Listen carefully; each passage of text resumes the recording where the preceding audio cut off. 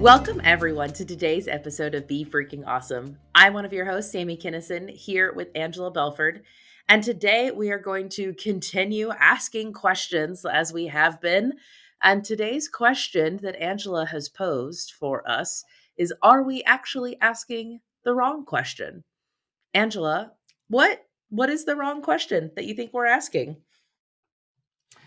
Well, for starters, I want to preface this by saying if anybody's curious what it would be like to coach with me, this podcast will give you a very good indication because often when I have these podcast topics, they are because I've had these conversations like 4 times in coaching sessions. And so, in case you're curious, and then I can just start referring people, go to this episode, listen to this thing. Anyway, all that to say, the rant that I have been having the last couple weeks is I shouldn't say it like that, but I am a little bit like that. Anyway, when I see people struggling, and I just turn into a rant. So I hear people all the time, like, I work with people a lot of coaching that where they are trying to do something in their business. I want to, have make 10 sales calls. I want to email my client list. I want to generate more revenue. Whatever it is. Like, and a lot of times we break it down into the action that they want to take, right? I want to apply for 6 new jobs. I want to work on my resume. So it's really achievement based. And when we say, okay, this next week you're going to do XYZ, and then they don't do it the next week, they're like, why can't I make myself? Why don't I take the action? And I'm like, why is the worst possible question to ask at that moment? There is the time I think we should use the question of why is when we start something. So when I start a business, when I start a project, when I start a nonprofit, I want to start volunteering, and you pause. And Simon Sinek has a fabulous TED talk, and it's 12 years old now, and it's still relevant today. Starting with why gets clarity on who you are, what you do, why it matters, as well as it really helps you set your intention of like, why am I doing this? Because if you are starting a business or you are starting volunteering somewhere because you have some deep needs for achievement and you're trying to, instead of deal with your issues of achievement, you are trying to go after the next thing, it's a good idea to start with why. And so you really set the intention for what you are doing. After you get started on something and you are trying to achieve the next, you know, accomplish your task, do the action that you need to take, when we ask why, we are past focused. We are focusing on the past. Why didn't I do this thing? Why can't I make myself? Why blah blah blah. And when we do that, then not only are we past focused, but we also are asking our brain a terrible question that's going to give you the answer. Usually the answer is not very positive. Your brain loves to give you answers. Your brain loves to be right. And so it's going to offer you things like, oh, well, because you're lazy. Oh, well, because you're not actually any good at this. Oh, because you need to change this. It's like, those are not helpful, right? And so if we can ask better questions, then we're going to set our brains up to give us better answers. So, if Sami didn't have any opposing thoughts, we could just like end this right here and be like, yeah, sounds great. Go be freaking awesome, guys. But you Oh, well, know I have more me. thoughts on this. So, if we wanted to do a 20-minute podcast, I can just rant for about 10 more minutes and then we'll be done. But you know All right. me and having contrary, I don't know, are you sure about that? It's kind of the role that I play here. So, counter argument, can it be helpful to when you're asking ourselves, why did I do it that way? Why didn't I do this thing? There's a perspective that is a learning. I want to reflect back on what happened, learn why it occurred that way, so that I can change course, so that I can make a different decision, so that I can take a different path. And that is past focus, to ask, why did it happen this way, with the intent to make fixes for the future. And I don't know that that's wrong.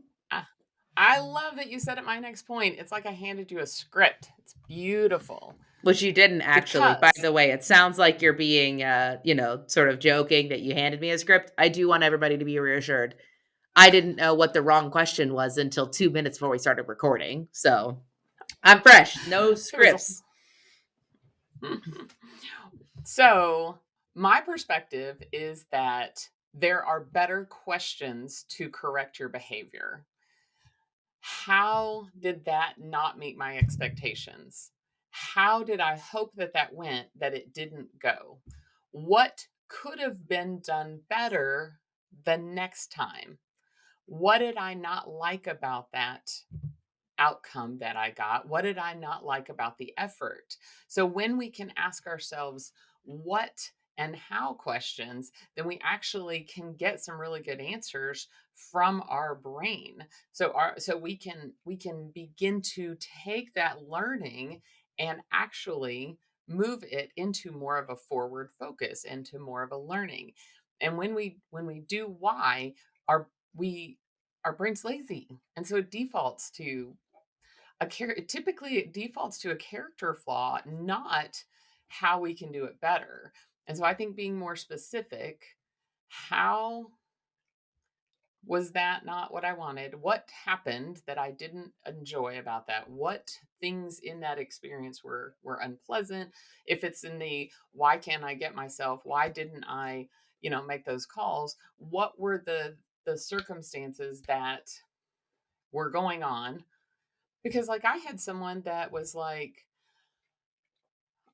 we are in a cadence where we go to a meeting every 4 weeks or once a month. And they shared, I learned stuff at this meeting and I have every intention of applying it, this training that I just got. And then I come back the next month and I didn't do any of the things. Like, I set the goal last month. And then their friend looked at them and goes, didn't you have a death in your family that you gave the eulogy for in another state that took 2 weeks of your time over the last 4 weeks? Oh, yeah, actually, I did. Had given themselves no credit. So when you ask yourself, like, what circumstances might have prevented me, and sometimes the circumstances are like, I wrote a book instead of I did the thing. And so then you can say, how do I want to be different?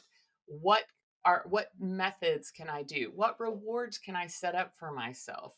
What is going to help me be more successful? What do I need to be able to move forward?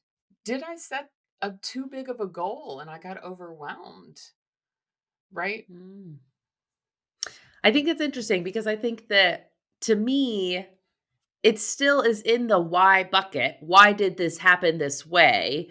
What you're arguing basically, though, is that potentially why is too broad of a question, and then when you narrow in and get more specific on the circumstances, on each piece of it, it's not that you're technically not asking why. You are seeking to understand why this didn't Correct. happen, but you are asking it in more specific ways. Because I think that's the nuance Yeah. there, is that it's not that you're not seeking why. You are seeking why, but we're not going to start so broadly as to just open up a blank page and say, why did this happen? We're going to look at the different factors of it and the specific elements so that we can Yeah. understand that. I'll tell you another time that people ask why, and maybe this will be even more helpful, is people will say, why do I feel this way? And I often say, I don't actually care. I don't care. I want to know where you feel it in your body. And so this was super helpful for one of my clients. They were like, "Oh my gosh, that's such a better question. I'm I'm feeling a something. I'm feeling a certain way." My cousin says, "I was feeling a certain way about something." And And it you often we aren't conscious of why we feel a way we feel. It could be there might be something that happened, right? There might be somebody said something, some words.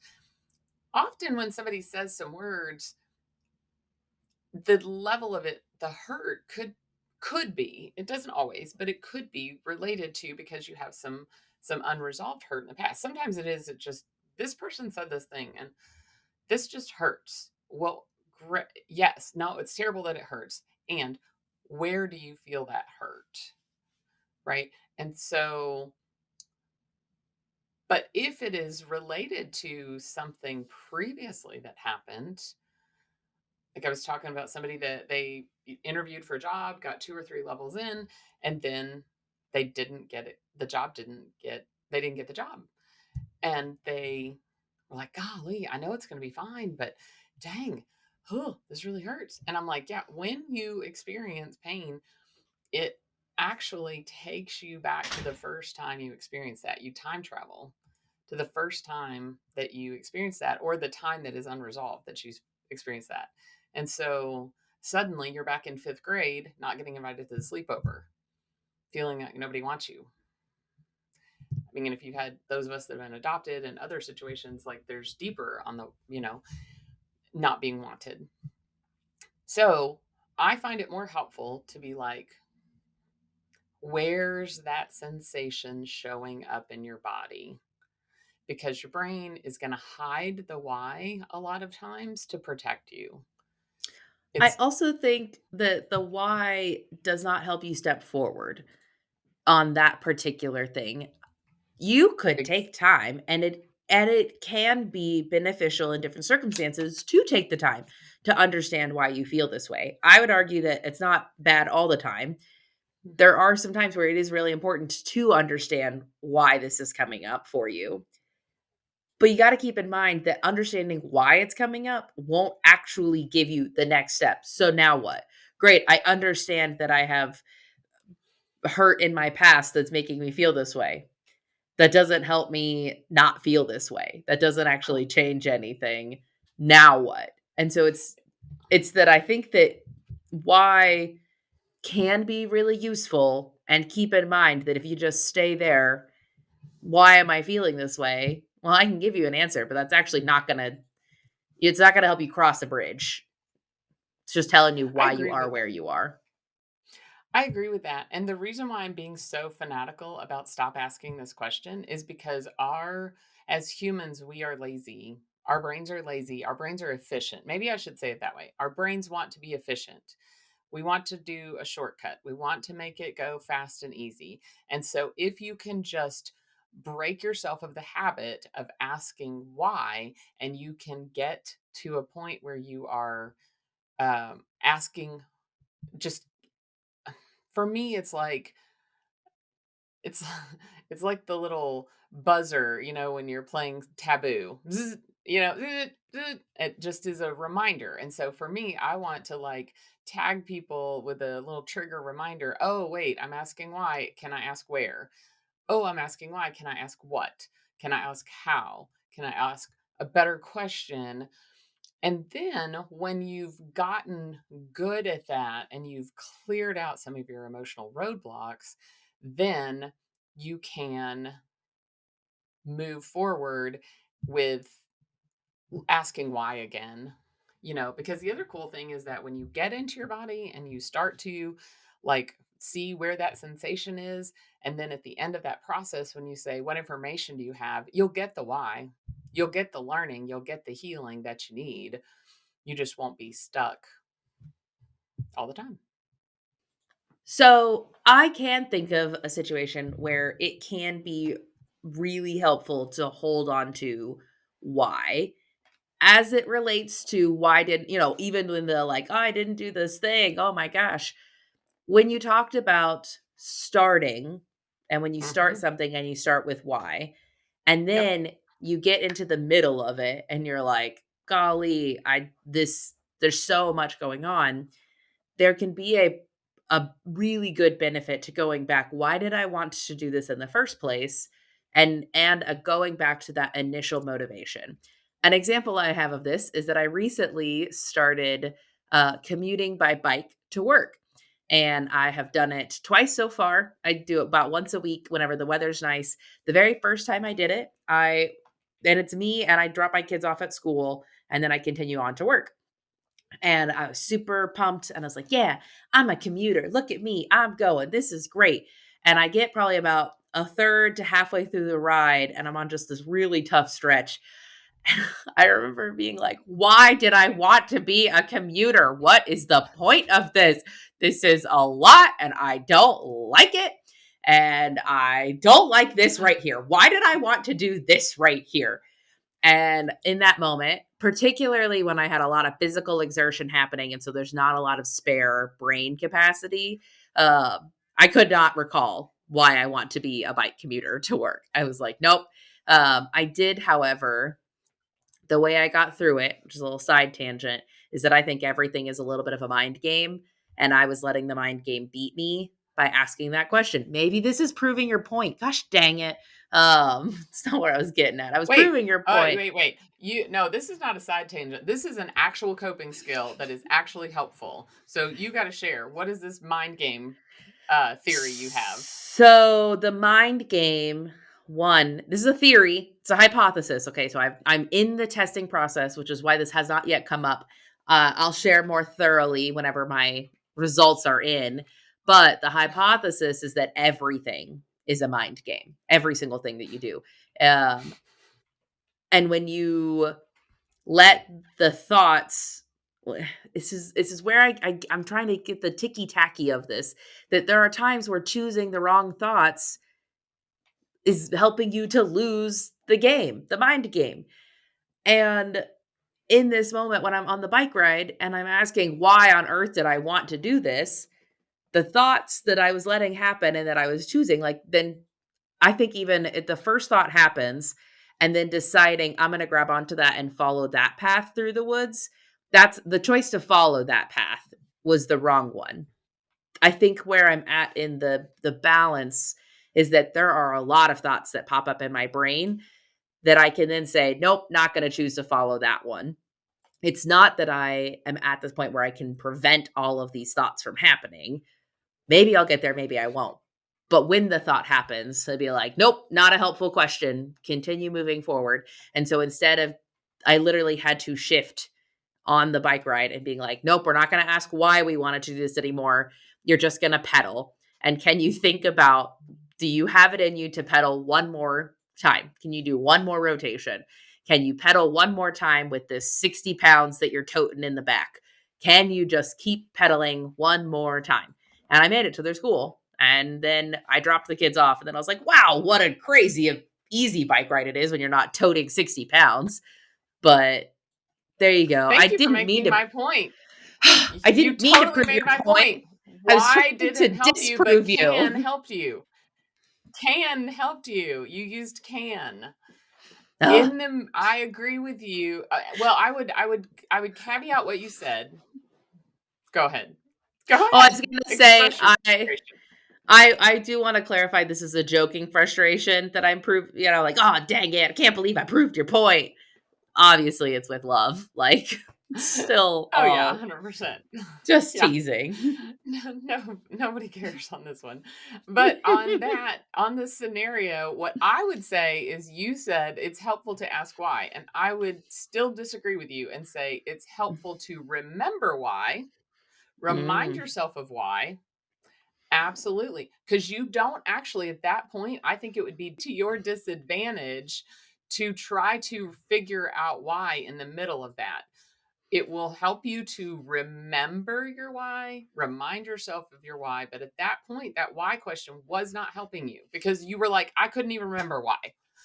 And so I just changed the question. I asked, can I make it? And I talk about in one of the books, running one more fence post. Can you run one more fence post? Can you run one more fence post? And that's how I got through running 5Ks, 12 of them one year. Was just one more fence post. And so you broke that down into smaller things. So remind yourself of the why in the middle when you need some perseverance. Absolutely 100%. When it gets hard, remind yourself. Yep. and The other tool that I had in the middle of that, that I do think that the metaphor can apply to other things, is I also knew that I had a safety net, that if I could not pedal one more time, I was not stuck. I could call my husband and say, "Here we are on the trail. I need you to come pick us up and take me to work." I had options that, for me in particular, and here's another. I don't know why I am this way. Maybe I'll figure it out at one point in time. But when I am backed into a corner and there are no options, it is much harder for me to step forward. And knowing that I am actively choosing the path that I am taking has helped me. And so I'm not choosing this thing. I am actively choosing this thing is a really helpful maneuver for me. The really dark one that I used in college whenever I was broke and, eating macaroni and cheese over and over again was, you don't have money, but you know what could happen? You could throw yourself in front of a bus in a crosswalk and you could get your tuition paid for. And so today you're actively choosing, and I wasn't suicidal. I do want to clarify. I was not trying to end things. I just wanted to get injured enough that my school was paid for and it was fine. I actively chose not to take that step in front of a bus. And that was my choice there. This is the weird ways my brain tricks it, even in dark moments, like dark ways. Actively choosing to take that pedal forward, knowing I had an out, knowing I could decide at any point, this is too much and I really can't take one more pedal forward, and that's okay. Gave me the safety to continue forward. I love that, and I often will give my brain a safety net. It'll be like, okay, well, and this is along the lines of the coping skill we teach. What is the worst that can happen? Okay, then what's the worst that can happen? Okay, then what's the worst that can happen? I recently had somebody walk through this and they were like, and then I could die. And I go, and then you won't care. And they were like, oh, I'm like, I know it will suck for your family, but you won't be here to care. And harsh if you maybe, but the also then we turn around and ask, how likely is that? Pretty unlikely. We've talked about that as and as a coping skill, a safety net. I absolutely, whenever I start feeling like I've got something hard, I love to say, worst case scenario, I'm going to do it this way. Worst case scenario, we can always do this thing. Worst case scenario, you had two options besides calling your husband. You could also have walked the rest of the way and push your Mhm. bike, because that was me when I was learning to get up the hills. Is I was like, okay, worst case, I'll just walk up the hill, no problem, and I can stop and I can catch my breath, and then I can decide again if I can go one more pedal, and then if you can't, then you can't. You know what I mean? So Mhm. I do think that that is a good one. I'm going to come back to your mind game, because since my speaking topic this year is why positive thinking is not enough. If you need a speaker for your association or for your group, please keep in mind why positive thinking is not enough. The premise of it is not that you don't need positive thinking. I also find it ironic that this topic, this podcast episode is called "Are We Asking the Wrong Question?" And then literally my topic right now is why. No. Anyway, Oh, yeah, it why is. positive thinking is not enough. Anyway, so that's because I'm in marketing, and you just do what you got to do to get good conversation You started. gotta get a nice Anyway, but clickbaity title. indeed, here's the thing: is that you what you said was not toxic positivity. You your brain offered you thoughts, and you could have had the opportunity to take those paths. Funny, it reminded me of, and I didn't get to take you to the seafood market when we were in Panama, but when you're in Panama, they're very helpful in wanting to help you choose their restaurant when you're walking down the street, or when you are walking, especially in the seafood market. There's 21 different restaurants and they are all trying to convince you. And so they say, oh, look, look, look, you can have a free ceviche. Oh, look, look, look, we have blah blah blah. Oh, look, we have dollar beers. Look, you can have, and they are just, I didn't like it at all. Barry loved it. He loved people trying to convince him of which one. And I would like, I'm going to walk on the outside of the fence. And when you pick one, then I will decide. And so you had to get really good at saying, nope, nope, nope, nope, nope, nope. And the people that would win us over would come up to us, speak to us in English, which I know this is like, it's terrible that that's, um, they were also, besides they spoke in English, they were calm about it. They were Mm-hmm. like, "I bet you're really," this is what one of them said, "I bet you're really tired of people pestering you to try and get them to come to your restaurant." I am, as a matter of fact. Because lots You've of seen other my people in, problem. you see my problem. Yeah, lots of people in Panama spoke to me in Spanish, and it was not, I didn't, I felt bad that I couldn't speak Spanish. First time ever, I'm now interested in learning it because I met so many wonderful people and I wanted to form a relationship with them. And I saw how my limiting beliefs of, oh, I can't learn Spanish because it'll take me years to get fluent. Like crap, I would have done anything to be able to, my dancing partner at the parade, just to find out where she lives and what she does, like some very basic conversational skills. So I'm tackling my limiting belief. All that to say, he saw my problem, but all those times I had to say no. I'm not going to, I don't want to. Some of the time I just literally didn't want the type of restaurant. And one guy was like, we all serve the same thing. Like, I've actually checked out your menus online and they're different, a little bit different. So anyway, so that's the thing, is it's not that positive thinking is bad, not that conscious thinking is actually what I think I'm promoting here, is like consciously choose the thought that you want to follow into the dark wilderness. And sometimes it's not helpful. And what one of the things that I was chatting with somebody this week that I sort of was reminded of, we all are going to, based on our life experiences, based on different things going on for us, sometimes that thought that pops up might be harder to deal with than the person next to you's thought that pops up. I was sitting in a meeting with a coworker. There were really loud sounds all of a sudden. Her first thought was, there must be a really loud car driving by. My not great first thought was, I wonder if an airplane's about to crash into this building. Can't tell you why that was my first thought, is an airplane's going to crash into the building. Her first thought is a car is going to drive by. I have issues with anxiety. She does not. So it was super interesting where, like, one, I didn't have to let that have a panic attack, but I do want to reassure you and sort of just set the tone. There are people who have it harder than others. The first thought that you Yeah. have, like, it might be harder to just let that go. It might be, is a plane going to crash into the building versus is a car driving by?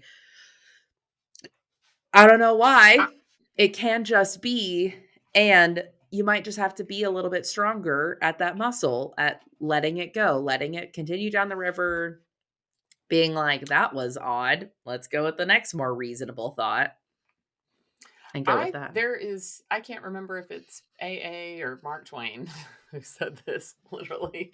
It said, you're not responsible for your first thought, because you really, sometimes your brain just sends you like crazy thoughts. You're not responsible for your first thought. You are responsible for the action you take because of that thought, and you're responsible for the second thought after that, which I Mm. really liked the clarity of that. And it's what you're saying. It's like, I don't know why my brain offered me that thought. I don't, oh, wow, where did that come from? I sometimes will do like, well, that came out of left field. I, Yeah. okay. Well, isn't that entertaining? Well, aren't you adorable today? And I try to like kind of make light of it a little bit, or just to destigmatize it, because I also don't want to judge Hmm. myself. Oh my gosh, that's terrible. I can't believe you thought that. That's not helpful. I am responsible for that follow-up response, right? Yeah. And you were responsible to go like, oh, okay, I noticed that I had the thought that I'm afraid that there was an airplane. Okay. Whew, I'm gonna take a deep breath and move on to the next helpful thought. So this is great. So to wrap up, are we asking the wrong question? I think the answer is sometimes, not always.